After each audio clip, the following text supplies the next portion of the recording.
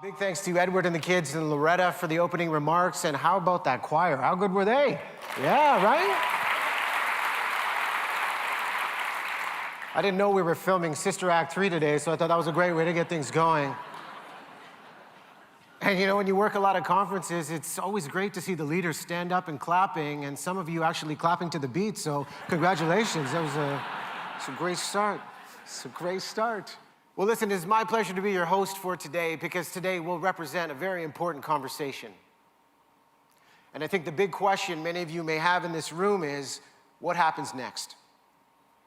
I took some time to go in the room, and yeah, I saw the lineup for the headshots, but I also had the chance to talk to some of you of what is going on in your minds in your department, and what do you want to get out of today? And our goal is not only to look back at 2016, but also talk about this idea of the priorities of 2017. Edward's outlined some of it, and the conversations we will have on the stage hopefully will answer those questions. Now, the beauty of me being here with you today is representing Breakfast Television Vancouver. In our role, we get to ask questions every single day from leaders from all walks of life. They could be business leaders, philanthropists, athletes, celebrities. And after 8 years of working and contributing to this company, the most important thing I've learned about leadership is that great leaders play for each other. And I hope the question we can all ask ourselves is, as leaders, how do we show up for the players on our team? There are so many great experiences we can have. Many of you probably watch Breakfast Television Toronto and hopefully across the country, but in terms of all of the great experiences we've had on the West Coast, one of which stands out about leadership, and it was brought to us by a former BC Lion, Brent Johnson. And Brent Johnson came on our show I think it was about 3 years ago, and he had transitioned from football to the finance world. And the beautiful thing about Brent is he came on our show and he wasn't talking about sport, the sport of football, he was talking about cycling. Do we have any cyclists in the audience here today? A couple of you? Okay, maybe it's a West Coast thing, because in Vancouver, all we do is cycle, yoga, and lose hockey games. So that's, sorry, Scott, if you're here. Hopefully, there you are, we'll get our act together. Go Habs, go, right? But Brent was on the show, and he was talking about this beautiful ride called the Grand Fondo Whistler. And this ride is essentially a bike ride, Vancouver to Whistler, and he brought some beautiful visuals talking about this ride, a dedicated lane on the Sea to Sky Highway. You're riding with thousands of fellow cyclists, a great sense of community, accomplishment, and active lifestyle. And I thought, this is great. And Brent also knew I'm the type that likes to take on a challenge. So when Brent's on our show, towards the end of the segment, I said, Brent, this ride looks pretty sweet. He says, hey, Riaz, you're the type of guy that likes a challenge. Why don't you do the Grand Fondo Whistler? And then puts his hand out to shake on live television. And I will admit, the moment got the best of me, because I said, yeah, buddy, all right, you're on. I'll take on this Grand Fondo Whistler challenge. Let's do this. So sure enough, the show ends. I hit the Google search, and this is when I discovered the Grand Fondo Whistler.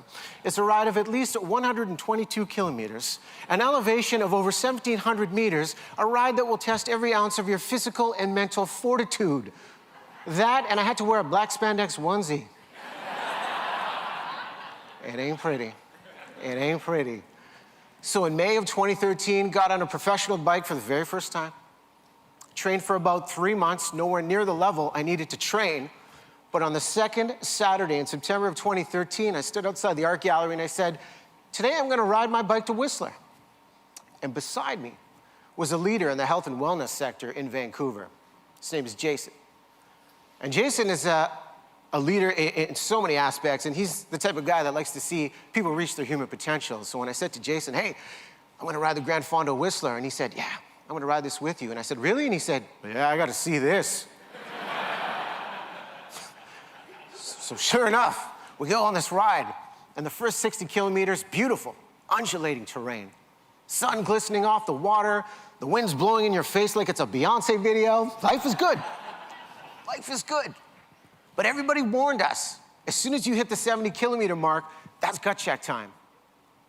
And I will never forget, you talk about accountability with leadership. We had a whole city wondering, is this guy actually gonna ride the Grand Fondo Whistler? At the 90-kilometer mark, I got off my bike, and I was almost having a panic attack. because my legs were exhausted, lower back had seized up, and at that moment I thought, I'm not gonna finish this ride.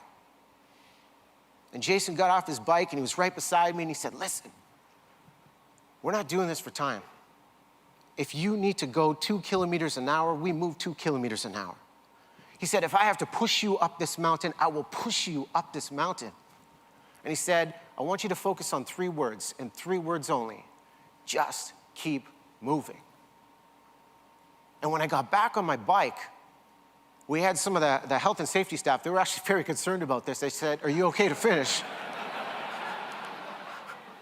Well, thanks for the support.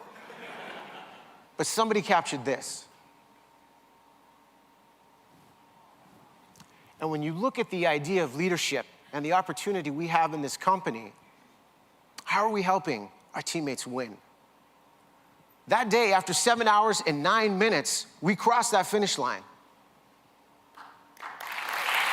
Thank you.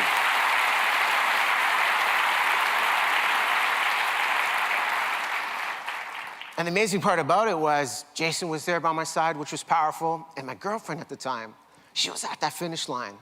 And she had been waiting for 3 hours because she wanted to feel the moment. She wanted to be there with me. I mean, God bless the fact she thought I'd finish a whole lot sooner. But we did it. And the thing we learned and the thing I share with you as we get into this experience today is that we rise to the influence of the company we keep. We rise to the influence of the company we keep. And in order to reach the goals that we need to reach, we need to help each other win to get there together. So today is that opportunity. And I ask you this, Rogers family, are you ready to turn it up?